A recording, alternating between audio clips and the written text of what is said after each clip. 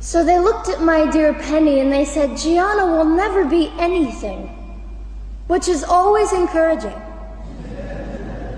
And she decided to ignore them, and she worked with me 3 times a day, and I began to hold up my head, and they said, well, Gianna will never this and never that. Long story shorter, I was walking by the age of 3.5 with a walker and leg braces, and I stand up here today with a mild little limp and without a walker and leg braces.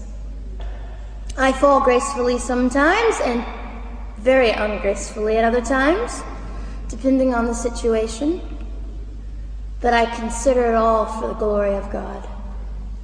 You see, ladies and gentlemen, I am weaker than most of you, but this is my sermon. And what a small price to pay to be able to blaze through the world as I do and offer hope. And I think in our misunderstanding of the way things work, we misunderstand how beautiful suffering can be. I don't willingly sign up for it, but when it comes, we forget. We forget that God is in control and God has a way of making the most miserable thing beautiful.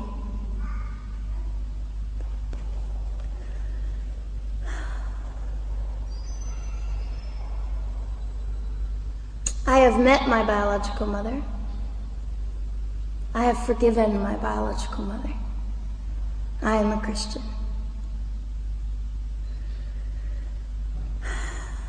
She's a very broken woman. She came to an event I was having 2 years ago, showed up unannounced, and said, hello, I'm your mother.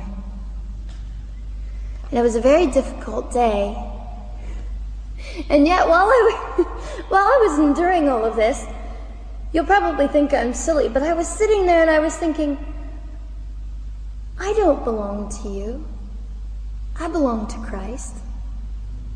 I'm his girl, and I'm a princess.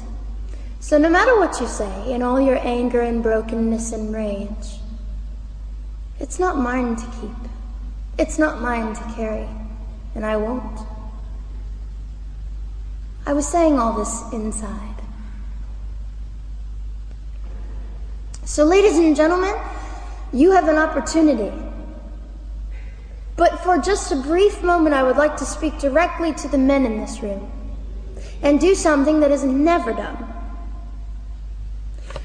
Men, you are made for greatness. You are made to stand up and be men. You are made to defend women and children, not stand by and turn your head when you know murder is occurring and do nothing about it. You are not made to use women and leave us alone. You are made to be kind and great and gracious and strong and stand for something. Because men, listen to me, I am too tired to do your job.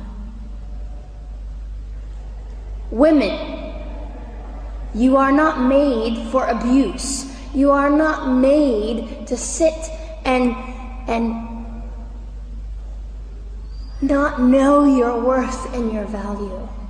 You are made to be fought for forever. So now is your moment. What sort of people are you going to be? I trust incredible.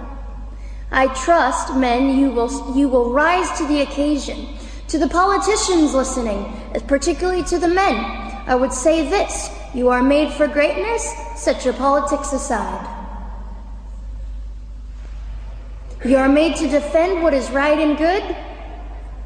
This fiery young girl will stand here and say, now's your moment. What sort of man do you want to be? A man obsessed with your own glory, or a man obsessed with the glory of God?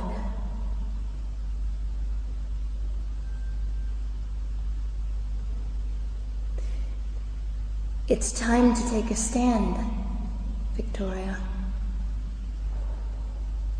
This is your hour.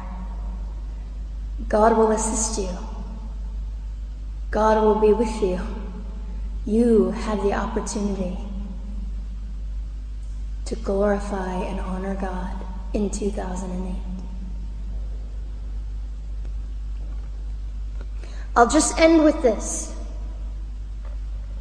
Some of you might be slightly annoyed that all I keep doing is talking about God and Jesus.